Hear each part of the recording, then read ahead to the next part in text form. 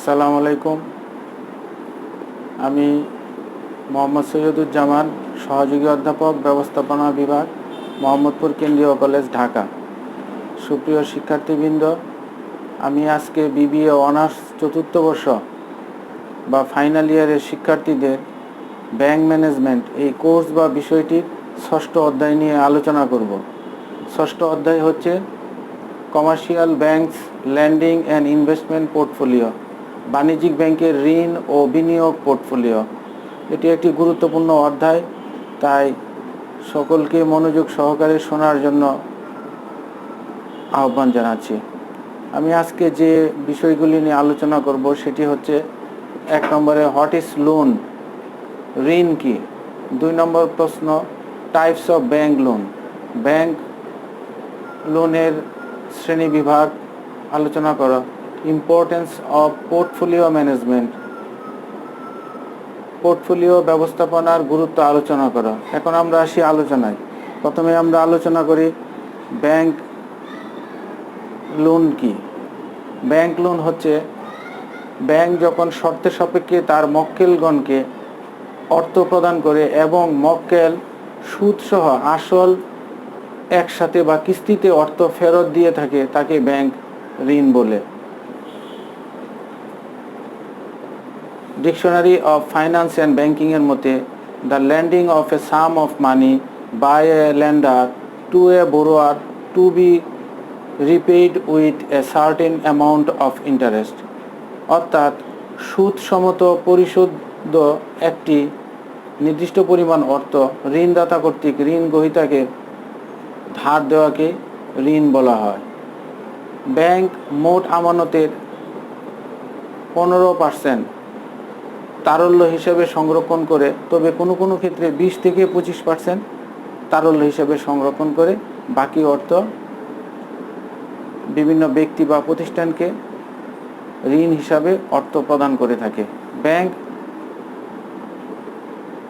জনগণের ক্ষুদ্র ক্ষুদ্র আমানত সঞ্চয় হিসাবে গ্রহণ করে সেই আমানতি অর্থ বিভিন্ন ব্যক্তি বা প্রতিষ্ঠানকে উচ্চ সুদে ঋণ প্রদান করে থাকে, অর্থাৎ ঋণ প্রদান করে তার যে আয় বা মুনাফা হয় সেটাই হচ্ছে ব্যাংকের লাভ।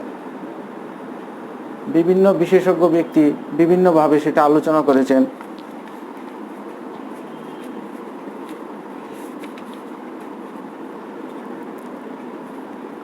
প্রফেসর জেএল হ্যানসনের মতে ব্যাংক ধার বা জমাতিরিক্ত ঋণ হিসেবে গ্রাহকদেরকে যে ঋণ দেয় অথবা সরকারি স্টক ক্রয় করে সরকারকে ঋণ প্রদান করে তাকে ব্যাংক ঋণ বলা হয়।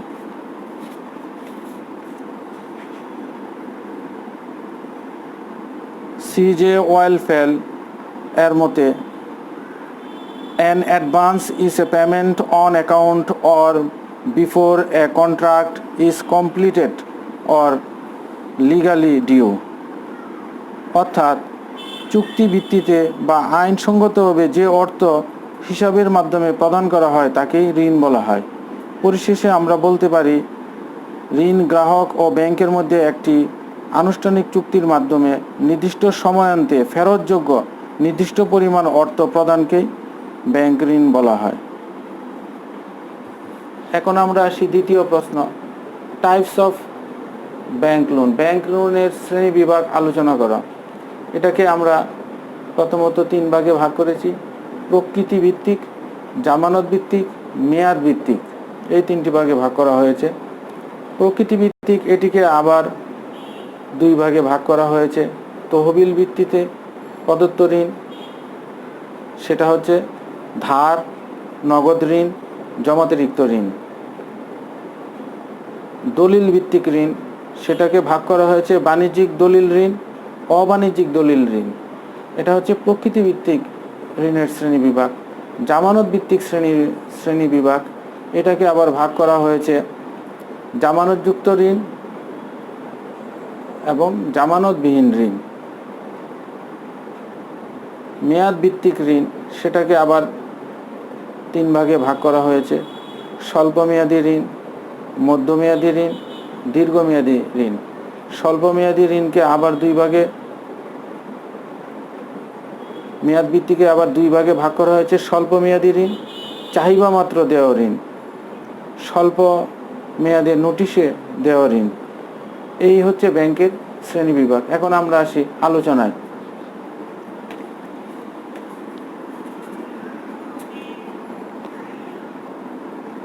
তহবিল ভিত্তিক প্রদত্ত ঋণ, লোন বেসড অন ফান্ড।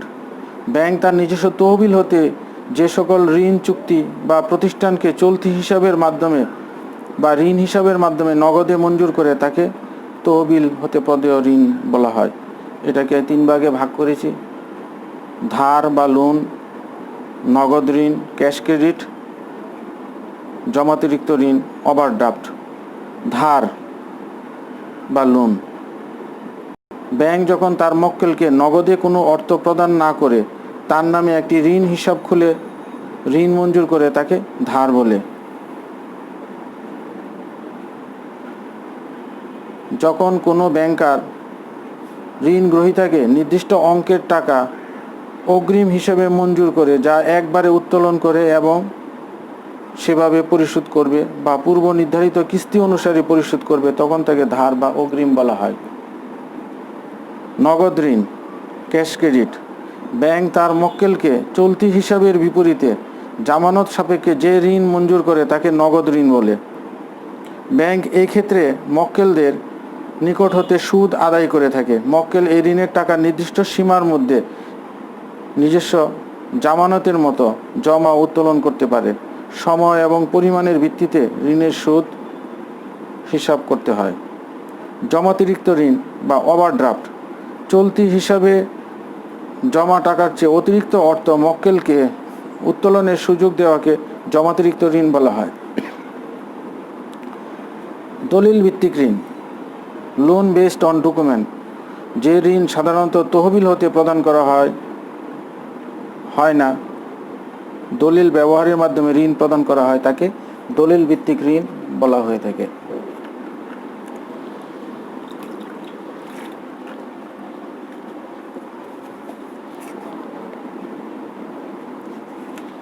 দলিল ভিত্তিক ঋণ আবার দুই প্রকারের: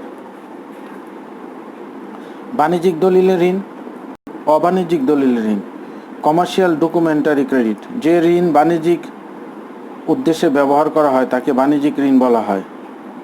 এই ঋণের জন্য মক্কেল তার নির্দিষ্ট বাণিজ্যিক ব্যাংকে দলিলপত্র দাখিল করতে হয়। ব্যাংকের আজ্ঞাপত্র বা ড্রাফট ইত্যাদি বাণিজ্যিক দলিলের উদাহরণ। এই ঋণ আভ্যন্তরীণ এবং বৈদেশিক বাণিজ্যে ব্যবহার করা হয়। অবাণিজ্যিক দলিলের ঋণ, নন কমার্শিয়াল ডকুমেন্টারি ক্রেডিট, দেশে বিদেশে পরিভ্রমণ বা যাতায়াতে অর্থসংস্থানের ব্যাপারে যে সকল ঋণের দলিল ব্যবহার করা হয় সেগুলোকে অবাণিজ্যিক ঋণের দলিল বলা হয়। ভ্রাম্যমাণ নোট, ভ্রমণকারীর চেক, ভ্রাম্যমাণ ঋণপত্র, এগুলি অবাণিজ্যিক ঋণের দলিল। জামানত ভিত্তিক ঋণ, সিকিউরিটি বেসড লোন, এটাকে দুই ভাগে ভাগ করা হয়েছে: জামানতযুক্ত ঋণ, সিকিউরড লোন। নির্দিষ্ট জামানতের বিপরীতে ব্যাংক যে ঋণ দেয় তাকে জামানতযুক্ত ঋণ বলে। স্থাবর ও অস্থাবর সম্পত্তি বন্ধক রেখে বা তৃতীয় কোনো পক্ষের ব্যক্তিগত জামিনে এই ঋণ মঞ্জুর করা হয়। জামানতযুক্ত ঋণ অত্যন্ত নিরাপদ ব্যাংকের জন্য। জামানতবিহীন ঋণ, আনসিকিউরড লোন, কোনো প্রকার জামানত ছাড়া ঋণ গ্রহীতার ব্যক্তিগত জামানতের ভিত্তিতে ব্যাংক যে ঋণ মঞ্জুর করে তাকে জামানতবিহীন ঋণ বলে। মেয়াদ ভিত্তিক ঋণ, টার্ম বেসড লোন, সময়ের মানদণ্ডে বিচার করলে ব্যাংক ঋণকে তিন ভাগে ভাগ করেছে: স্বল্প মেয়াদী, মধ্যমেয়াদী এবং দীর্ঘমেয়াদী। চাহিদা অনুসারে এই তিন ধরনের ঋণ ব্যাংক মঞ্জুর করে থাকে। স্বল্প মেয়াদী ঋণ, শর্ট টার্ম লোন, সাধারণত 1 বছরের কম সময়ের জন্য যে ঋণ মঞ্জুর করা হয় তাকে স্বল্প মেয়াদী ঋণ বলা হয়। ব্যাংক এই ঋণের উপরে অত্যাধিক হারে সুদ চার্জ করে থাকে। মধ্যমেয়াদী ঋণ, সাধারণত 1 থেকে 3 বছর বা কোনো কোনো ক্ষেত্রে 5 বছর, এই সময়টাকে মধ্যমেয়াদী ঋণ বলা হয়। ব্যাংক বিভিন্ন ব্যক্তি বা প্রতিষ্ঠানকে বা শিল্পক্ষেত্রে ক্ষুদ্র শিল্পের ক্ষেত্রে এই ধরনের ঋণ প্রদান করে থাকে। এটি ব্যাংকের জন্য কম ঝুঁকিপূর্ণ। দীর্ঘমেয়াদী ঋণ বা লং টার্ম বেসড লোন, দীর্ঘমেয়াদের জন্য 5 থেকে ততোধিক বছরের জন্য ব্যাংক যে ঋণ প্রদান করে থাকে তাকে দীর্ঘমেয়াদী লোন বলা হয়ে থাকে। সাধারণত শিল্প প্রতিষ্ঠানগুলোকে ব্যাংক দীর্ঘমেয়াদী ঋণ প্রদান করে থাকে। বাংলাদেশ শিল্প ঋণ সংস্থা বা বাংলাদেশ ডেভেলপমেন্ট ব্যাংক সহ বিভিন্ন বাণিজ্যিক বা বিশেষায়িত ব্যাংকসমূহ দীর্ঘমেয়াদী ঋণ প্রদান করে থাকে।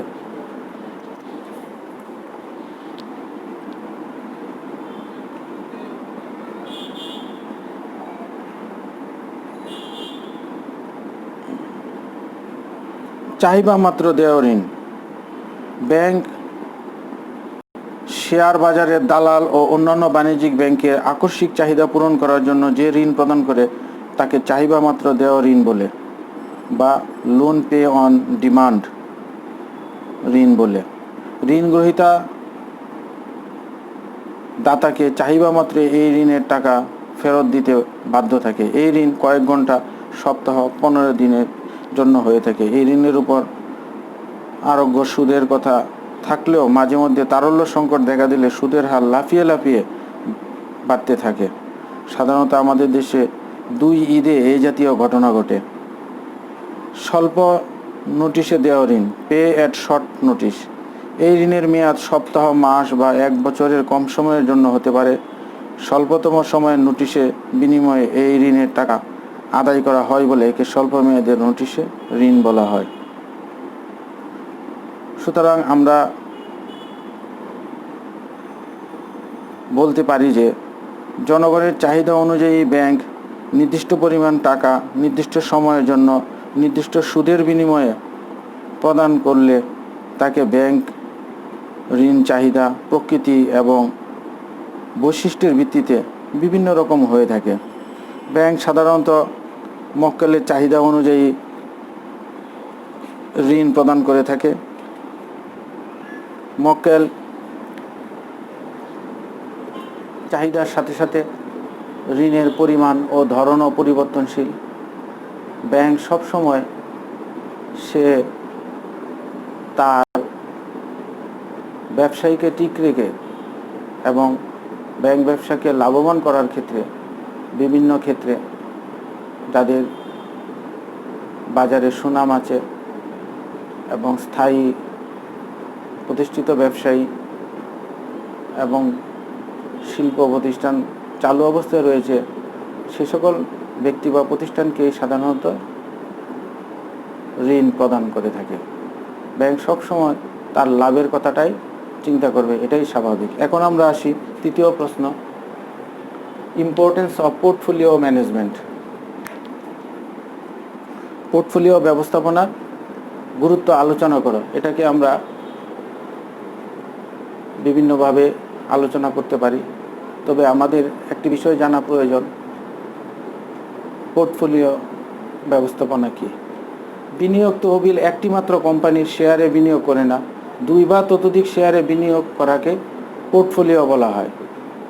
সিপি জনস এর মতে portfolio is the securities held by a investor takes as a unit. বিনিয়োগ ঝুঁকি হ্রাস করার জন্য এক ধরনের সিকিউরিটিতে বিনিয়োগ না করে কয়েকটি কোম্পানির সিকিউরিটির সমন্বয়ে যে বিনিয়োগ প্যাকেজ তৈরি করা হয় তাকেই পোর্টফোলিও বলা হয়। তাই ব্যবসা করার জন্য সবসময় পোর্টফোলিও করতে হবে, এমনভাবে করতে হবে যেন কয়েকটা প্রকল্পে বিনিয়োগ করা হলে একটাতে লস হলে অন্য প্রকল্প থেকে যেন লাভ বা মুনাফা করা যায়, সেদিকে লক্ষ্য রেখেই ব্যাংক পোর্টফোলিও ব্যবস্থাপনা করে থাকে। এখন এই পোর্টফোলিও ব্যবস্থাপনার গুরুত্বকে আমরা নিম্নোক্তভাবে আলোচনা করতে পারি। প্রথমত আমরা পরিকল্পিত বিনিয়োগ, 2 নম্বরে আমরা বলতে পারি কাম্য ঝুঁকি, 3 নম্বরে বলতে পারি ঝুঁকি হ্রাস, 4 নম্বরে কৌশলগত বিশ্লেষণ, 5 নম্বরে ভবিষ্যৎ পূর্বানুমান, 6 নম্বর পর্যবেক্ষণ, 7 তারল্য বিশ্লেষণ, 8 সহ সম্পর্ক ব্যাখ্যা, অর্থাৎ সহ সম্পর্ক ব্যাখ্যা করা সহ এই মোট 8টি ভাগে আমরা পোর্টফোলিও বিনিয়োগকে আমরা গুরুত্ব হিসাবে দেখতে পারি।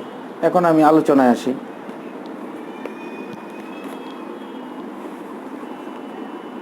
পরিকল্পিত বিনিয়োগ, প্ল্যান্ড ইনভেস্টমেন্ট।